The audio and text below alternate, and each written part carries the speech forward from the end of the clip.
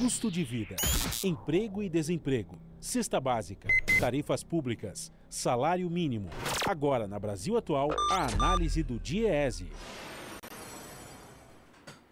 Nós vamos conversar agora com o diretor técnico do DIEESE, Fausto Augusto Júnior. Bom dia, Fausto. Bom dia, Glauco. Bom dia a todos. Fausto, o DIEESE divulgou um levantamento com uma estatística bastante triste e preocupante.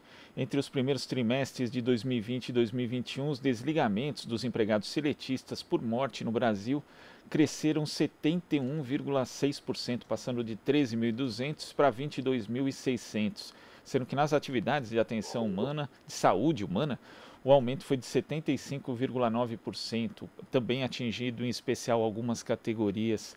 Que análise você faz com base nesses dados, Fausto? Bem, Glauco, esse é um dos indicadores bastante tristes que desdobram aí em relação à pandemia, né? É muito claro que o número de trabalhadores que perderam a sua vida ao longo desse processo é bastante grande. A gente tem ali alguma coisa em torno de mais de 70 mil trabalhadores entre o começo da pandemia e esse bimestre agora, que de alguma forma é, aconteceu o seu desligamento da empresa por questão de morte. É claro que a gente não está dizendo que aqui os dados não permitem isso, que tem a ver só direto com a pandemia, mas é um crescimento bastante acentuado, ou seja, mais de 70% de aumento entre o trimestre anterior, né, do ano passado, em que você não teve a questão ali da pandemia, e o trimestre atual. É destaque também que nesse caso, né, nesse indicador bastante triste, a gente tem ali setores vinculados aos que estão na linha de frente, seja a questão do setor de saúde, né, os médicos em especial, mas também setores vinculados, por exemplo, ao de vocês, né, de comunicação e informação, vinculados ao transporte, ou seja, foram aqueles setores que de alguma forma não pararam, que de alguma forma mantiveram as suas atividades ao longo do período aí da pandemia e tiveram os maiores aumentos em relação ao número de desligamentos por morte. Ou seja, de alguma forma a gente está assistindo a algo que a gente já viu, já vem falando há bastante tempo, em que a pandemia está afetando diretamente a classe trabalhadora, principalmente aqueles que de alguma forma precisaram ir para o mercado de trabalho. Vamos lembrar que esses dados são dados do CAGED, ou seja, eles são dados referentes ao mercado formal e não ao conjunto dos trabalhadores. O que é óbvio, muito provavelmente esse número ele aumente bastante quando a gente pega o conjunto aí da economia. É isso que eu ia observar com você aqui, Fausto, porque na verdade diz respeito aos seletistas, mas nós sabemos, por exemplo, que boa parte dos profissionais de saúde do Brasil são servidores públicos, né? Sejam municipais, estaduais ou federais. E ainda tem os trabalhadores informais, os mais castigados, tanto do ponto de vista econômico como também do ponto de vista sanitário, porque, como você mencionou, tiveram que sair para trabalhar, muitas vezes em condições bastante inapropriadas. Quer dizer, esse número na prática é bem maior do que isso, Fausto. Sim, sim. No caso dos servidores públicos, eles constam do novo CAGED, né? Apesar da nova metodologia, ele de alguma forma ele está embutido aí dentro. Mas no caso dos trabalhadores informais, não. No caso dos trabalhadores informais, a gente tem uma elevação bastante grande em relação ao nosso mercado de trabalho. E a gente sabe também, né, Glauco, que do ponto de vista de quem foi para a rua mais cedo, em especial sem auxílio emergencial, em especial aqueles que de alguma forma não foram assistidos pelo Estado, foram esses trabalhadores. E a gente também sabe que essa segunda onda aí da Covid, ela acabou sendo bastante, tendo um impacto muito forte na sociedade brasileira. Ou seja, os números mostram que, de alguma forma, a sociedade voltou a operar, né, voltou ao trabalho e, de alguma forma, isso impactou bastante, em especial nesse primeiro trimestre. De alguma forma, quando a gente vê esses números, eles dialogam muito com as dificuldades ali do enfrentamento da pandemia. Esse debate sobre, afinal de contas, é a economia, ou é a pandemia, ou é a vida, essa contradição que foi criada do atual governo, ela tem um preço muito alto, né? Ela tem um preço aí de mais de 430 mil vidas, e agora vai ficando claro pelos números do próprio governo. Vamos lembrar que o CAGED é o indicador do Ministério da Economia, ele mostra o quanto essa política ela foi, no mínimo, irresponsável. porque de alguma forma esta ideia de que você vai mantendo tudo funcionando de alguma forma, e vamos lembrar que esses setores onde a gente viu a maior quantidade de desligamentos por morte aconteceram em setores vinculados ao que chamava aí de atividade essencial, e que essa atividade essencial inclusive foi crescendo com os decretos do próprio governo. De alguma forma é um demonstrativo do quão a pandemia se abateu sobre os trabalhadores. Vamos lembrar também que nós estamos falando ali de setores, inclusive, que muitas vezes poucos foi falado, né, em relação a este momento. Como, por exemplo, o setor de transporte, vinculados ao pessoal do correio, vinculados aos trabalhadores rodoviários, vinculados aos trabalhadores de trens e etc. Ou o setor da própria informação, né, os jornalistas, os ligados ali à notícia, e que de alguma forma também foram muito, muito impactados pela pandemia, e que de alguma forma mantiveram seus postos de trabalho. Ou seja, é algo bastante triste, e que de alguma forma a gente precisa aqui denunciar, porque é mais uma dessas irresponsabilidades que de alguma forma levaram a vida de milhares de pessoas aí, enfim, em quantidade bastante grande de trabalhadores.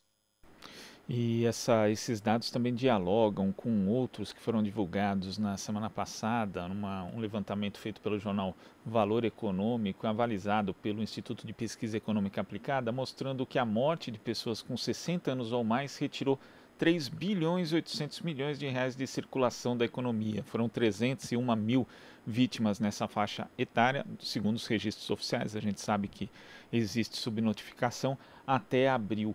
E quando a gente vê esses dados, Fausto, vê que essas pessoas eram, muitas delas, né? A gente inclusive discutiu isso à época da reforma da Previdência, eram arrimo de família, e também esses trabalhadores que aparecem na estatística do CAGED, muitos deles arrimos de família. Então as pessoas têm que lidar, além da perda, né, do ente querido, que é algo que não se pode mensurar, ainda com uma situação de instabilidade econômica, às vezes até as pessoas passando a uma condição de pobreza.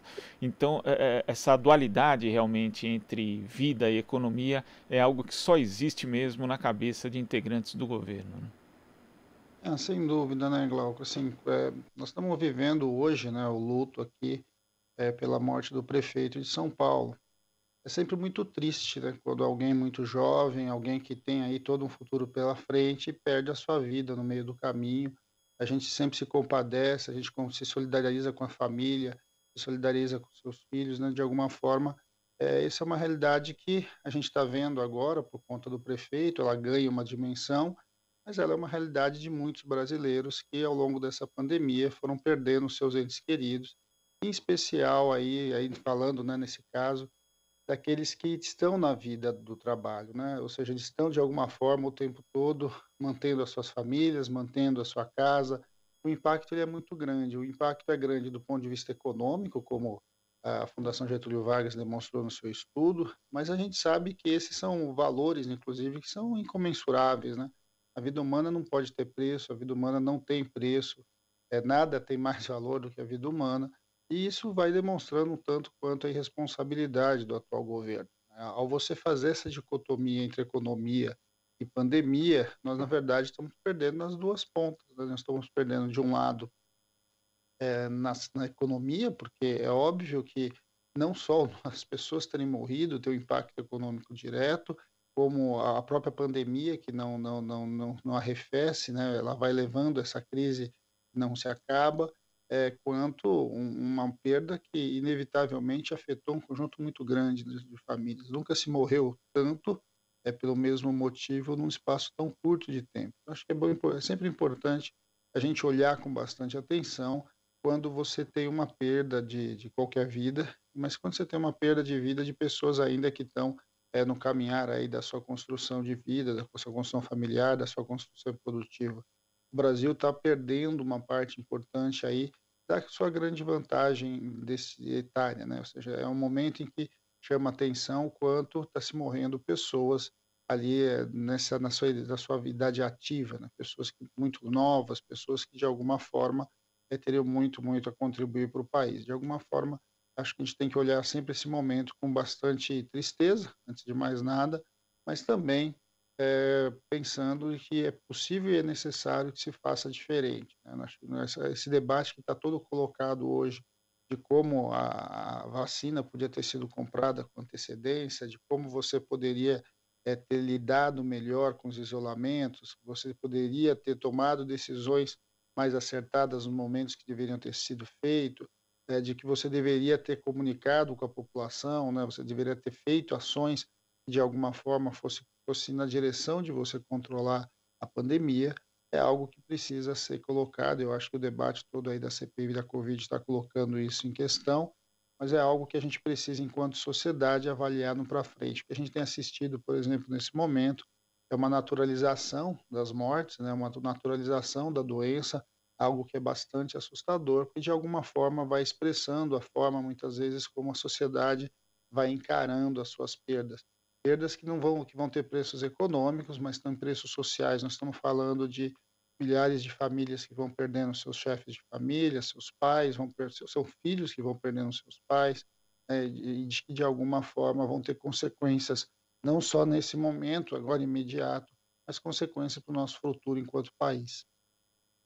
E Fausto, quando a gente fala dos trabalhadores de uma forma geral, também lembra que o governo não fez nenhuma campanha de informação que fosse de fato incisiva, ampla, e outras instâncias do poder público também não fizeram, principalmente no que diz respeito à questão do ambiente de trabalho, dos protocolos sanitários necessários. Não houve cobrança e fiscalização também por parte do poder constituído em relação a isso. Também não houve nada em relação ao transporte público, já que a gente sabe que muitos trabalhadores acabam se contaminando no transporte público. Existem estudos mostrando isso, por exemplo, aqui na cidade de São Paulo. Então, é uma combinação de fatores, de negligências, de omissões, que acaba resultando nisso que a gente tem hoje, Fausto. E nesse caso aí, Glauco, a gente teve negligência de todos os níveis, né? Nós temos negligência, é claro, do governo central, porque o governo federal tinha a responsabilidade, de minimamente avançar em relação aos protocolos, implementação de comunicação, a própria lógica do enfrentamento da doença a partir de compra de vacina. Mas a gente teve também problemas nos governos do estado, nos governos municipais, que apesar de terem sido melhor do que o governo federal, quando se tratou ali de fato de você, bloquear, criar protocolos muito rígidos, mas principalmente os protocolos até em alguns casos foram criados, mas de fato você exigir o seu cumprimento foi algo bem aquém, do que necessário, né. A gente sabe e a gente está vendo agora, esses números ajudam a esclarecer um pouco disso, como setores como, por exemplo, o setor de transporte, o conjunto de trabalhadores que perderam a sua vida não é pequeno, é bastante grande, e que de alguma forma tem a ver com isso. A gente sabe também que, de alguma dentro das empresas em geral, esse acerto ali, né, do que precisaria ser feito para controlar a pandemia foi muito menos do que necessário. A gente teve falta de equipamentos, né, vamos lembrar aí do começo do primeiro semestre aí do ano passado, a falta de máscaras que a gente teve no Brasil, é algo que é impensado, né, na verdade a gente inclusive está se utilizando aí das máscaras de pano, algo desse tipo, que são bem aquém da necessidade, em especial em ambientes de trabalho, que a gente precisa ter a máscara efetiva, a máscara que minimamente reduz a contaminação. A mudança nos postos de trabalho também foi algo muito, muito limitado, ou seja, você deveria ter garantido postos de trabalho com distanciamento, no mínimo, e tantos outros, e às vezes até no próprio transporte para o ambiente de trabalho, né. E uma das coisas que foi muito discutida, vem sendo discutido, com a questão do home office, mas está muito claro que o home office, de verdade, ele ficou limitado aos trabalhadores de nível superior, a algumas carreiras específicas, aos trabalhadores que têm uma rentabilidade, têm um salário, né, uma renda maior, e a grande maioria dos trabalhadores, na verdade, continuaram trabalhando presencialmente. Os números vão ir mostrando um pouco disso. Quando você tem aí um aumento de mais de 100% em alguns setores, e na média mais de 70% de mortes aí no trabalho, isso de certo modo tem a ver com tudo que a gente está assistindo. E que a gente espera, né, que a gente, de certo modo vá alterando o rumo dessa conversa, porque o caminho não é algo que pode continuar assim.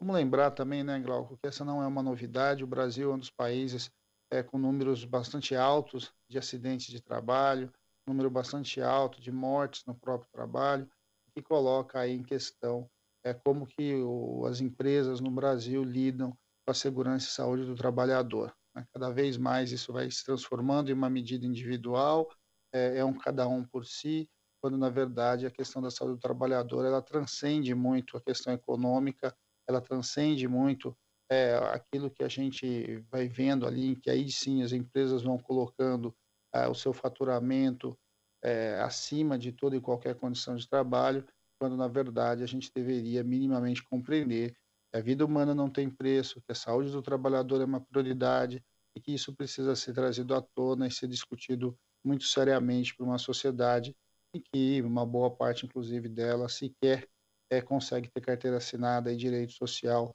garantido. Tá certo, Fausto. Muito obrigado pela sua participação. Bom dia e um bom início de semana. Bom dia a todos, Glauco, boa semana a todos. Até a próxima. Até. Conversamos aqui com o diretor técnico do Diese, Fausto Augusto Júnior.